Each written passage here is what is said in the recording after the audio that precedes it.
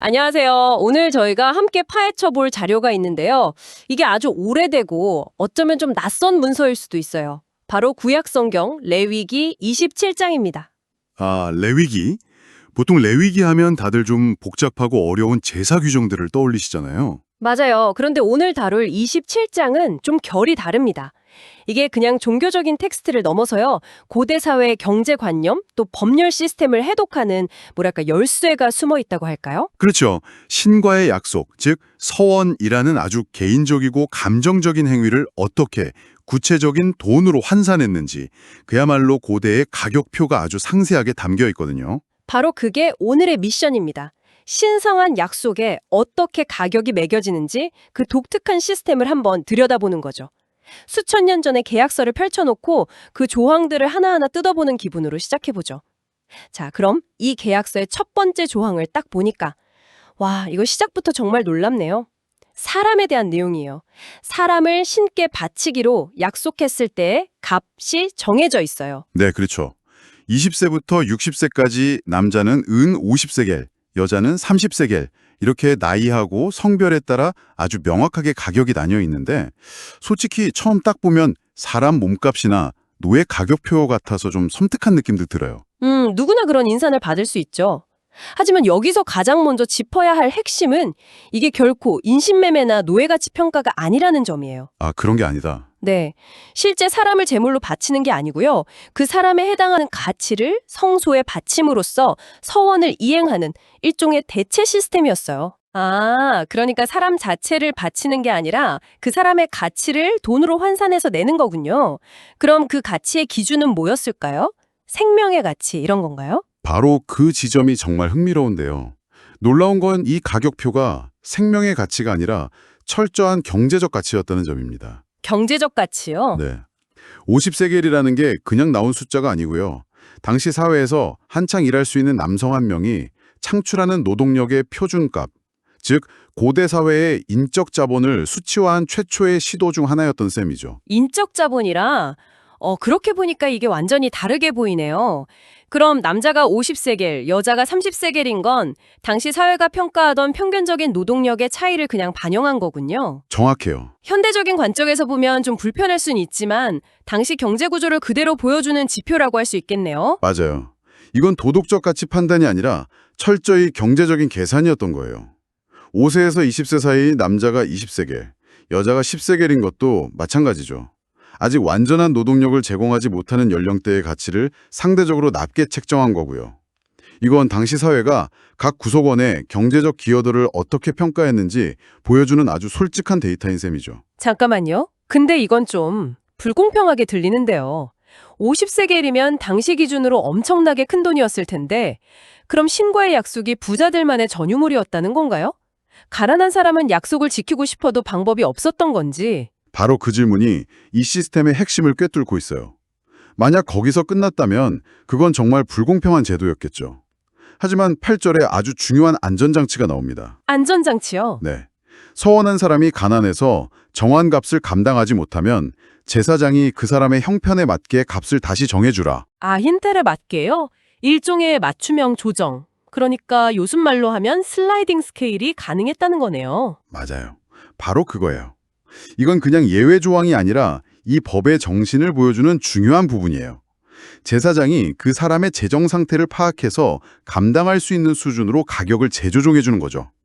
신과의 약속을 지키려는 의지가 돈 때문에 좌절되어서는 안 된다는 아주 강력한 사회적 배려가 담겨 있는 거예요. 와, 모든 걸 수치화하는 냉정한 시스템처럼 보였는데 그 안에는 이런 인간적인 유연성이 내장되어 있었던 거군요.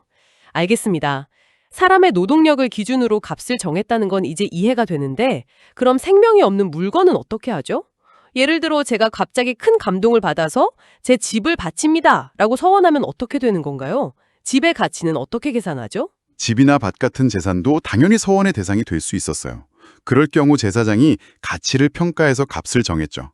그런데 여기서 무르기라는 아주 재미있는 제도가 등장해요. 무르기요? 네, 15절을 보면 자기가 서원했던 집을 다시 되찾고 싶으면 제사장이 정한 가격의 5분의 1, 즉 20%를 더해서 내면 다시 자기 소유로 할 수 있었어요. 20%를 더 낸다고요? 그거 완전 위약금이나 수수료 개념이잖아요.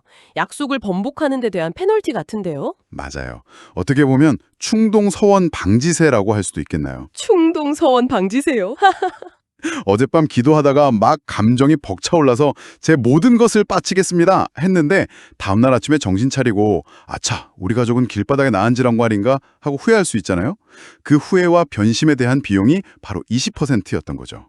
신과의 약속이 얼마나 무거운지를 실감하게 만드는 아주 현실적인 장치였어요. 그런데 이걸 좀 다른 각도에서 보면 성소의 재정을 불리는 일종의 종교 사업처럼 보이기도 하는데요. 20%면 꽤 높은 이율이잖아요. 하긴 충분히 그렇게 생각할 수 있어요. 그리고 실제로 그런 기능도 있었을 거예요. 이 20%의 추가금은 두 가지 목적을 동시에 달성합니다. 방금 이야기한 것처럼 서원의 신성함을 지키는 역할도 하지만 동시에 성소의 재정을 안정시키는 역할도 했죠. 아, 두 가지 목적이요? 네. 일단 서원된 재산은 성소의 것이 되는데 개인이 그걸 다시 찾아가면 성소는 잠재적 수입을 잃는 거잖아요. 그 손실을 보전하고 운영 재원을 확보하는 현실적인 기능도 분명히 있었을 겁니다. 신성한 약속과 현실 경제가 이렇게 맞물려 돌아갔던 거군요. 그렇죠. 특히 밭에 대한 규정은 훨씬 더 복잡하던데요. 희년이라는 개념하고 연결되어서 계산법이 달라지더라고요. 네, 그 부분이 고대 이스라엘 삶의 독특한 토지 제도를 이해하는 핵심이에요. 희년은 50년마다 돌아오는 해인데 이때 모든 토지가 원래 주인 가문에게 무상으로 반환되는 일종의 토지 리셋 제도였어요. 토지 리셋이요. 정말 독특하네요. 네, 영구적인 토지 소유를 막고 부의 독점을 방지하려는 아주 급진적인 시스템이었죠. 그럼 밭의 사원 가치는 어떻게 계산된 건가요? 다음 희년까지 남은 기간을 기준으로 계상했어요. 아, 남은 기간? 네, 예를 들어 50년짜리 리셋 주기가 막 시작됐을 때 밭을 서원하면 온전한 50년치의 가치를 냈지만 희년을 딱 1년 앞두고 서원했다면 1년치의 가치만 계산해서 낸 거죠. 마치 50년짜리 장기 임대 계약의 남은 기간을 계산하는 것과 같네요. 바로 그거예요. 개인의 종교적 행위가 공동체 전체의 경지 질서인 희년이라는 큰 틀을 훼손하지 않도록 아주 정교하게 설계된 시스템이었던 거죠. 알겠습니다. 지금까지는 값을 치르고 또 20%를 더 내면 다시 물을 수도 있는 나름의 규칙과 빠져나갈 구멍이 있는 약속들에 대해 이야기했는데요. 그런데 텍스트를 계속 읽다 보니까 28절에서 갑자기 분위기가 완전히 바뀌어요. 정말 오싹할 정도로요. 그렇죠. 28절부터는 완전히 다른 차원의 이야기가 시작돼요. 제가 한번 읽어볼게요. 여호와께 아주 바친 그 물건은 팔지도 못하고 무르지도 못한다. 아주 바쳐진 그 사람은 다시 무르지 못하나니 반드시 죽여야 한다. 잠시만요. 이건 완전히 다른 이야기잖아요. 네, 방금 전까지는 가난하면 깎아주기까지 하는 유연한 시스템에 대해 얘기했는데 갑자기 사람을 죽이라고요. 이 둘이 어떻게 같은 법전에 들어있을 수 있죠? 완전히 모순 아닌가요? 그 충격과 혼란이 지극히 정상적인 반응이에요. 왜냐하면 여기서 쓰인 아주 바치다 라는 단어는 우리가 지금까지 이야기한 일반적인 서원과는 뿌리부터 다른 개념이기 때문이에요. 다른 개념이다. 네, 지금까지의 서원은 히브리어로 네데르라고 해서 개인이 자발적으로 드리는 약속이었어요. 하지만 여기서 등장하는 개념은 헤렘인데 이건 완전한 봉헌, 더 정확히는 진멸을 위해 바쳐진 것을 의미해요. 진멸을 위해 바쳐졌다니요. 그게 무슨 뜻이죠? 헤렘으로 지정된 것은 인간의 영역에서 완전히 분리돼서 신에게 온전히 귀속된 것으로 간주돼요. 그래서 팔거나 무르는 것 자체가 불가능하고 그걸 시도하는 건 신성 모독이 되는 거죠. 아, 이건 개인이 저 사람을 헤렘으로 바칩니다 라고 할 수 있는 성질의 것이 아니에요. 공동체 차원에서 신의 심판을 대행하는 사법적 판결에 가깝습니다. 사법적 판결.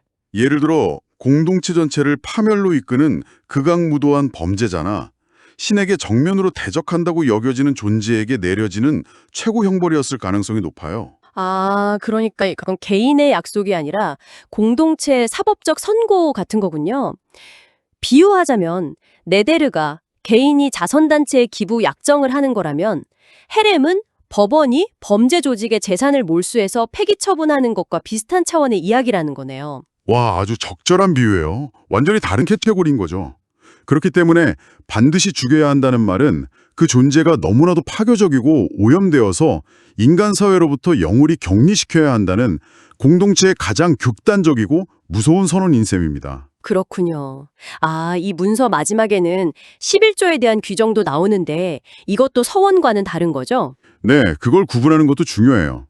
11조는 토지소산이나 가축의 10분의 1을 의무적으로 내는 오늘날의 세금과 같은 기본 의무였어요. 아, 기본 의무. 네. 반면 서원은 의무를 넘어서 개인이 자발적으로 드리는 특별한 약속이었죠.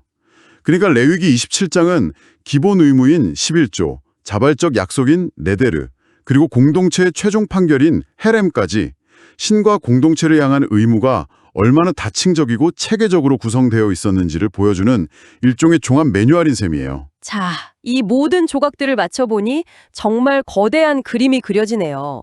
오늘 살펴본 레위기 27장은 단순히 오래된 종교 문서가 아니라 약속이라는 눈에 보이지 않는 개념을 관리하기 위한 아주 정교하고 현실적인 사회 경제적 시스템이었어요. 네, 맞아요. 모든 것에 가치를 매기고 약자를 위한 예외를 두고 번복할 수 있는 규칙과 절대 그럴 수 없는 최종적인 선까지 명확하게 그어놓았죠. 맞아요. 신과의 관계라는 지극히 신성한 영역을 인간 사회의 현sek적인 필요와 한계를 외면하지 않으면서 질서 있게 유지하려는 고대인들의 깊은 고민이 담겨 있는 거죠.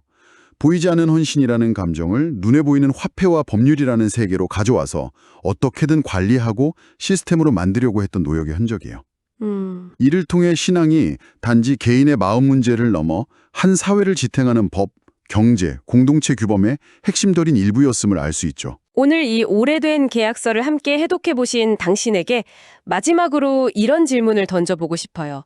만약 오늘날 당신의 삶에서 가장 소중한 약속이나 신념에 가치를 매겨야 한다면 어떤 기준을 사용하시겠어요? 그리고 그 약속을 지키기 위해 혹은 때로는 그 약속을 무르기 위해 당신은 어떤 20%의 규칙을 만들고 계신가요?